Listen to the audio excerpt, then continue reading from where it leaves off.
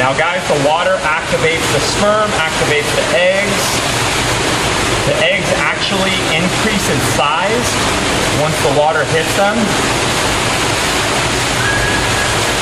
Why is it so hard to do this now and they can just do it easy and wild?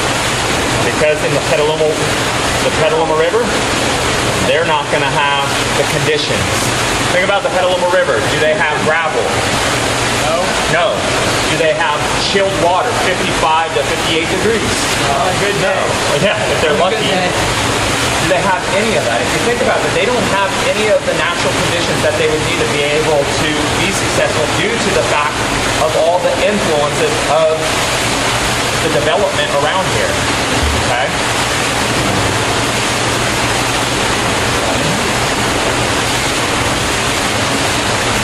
That's good, Maggie.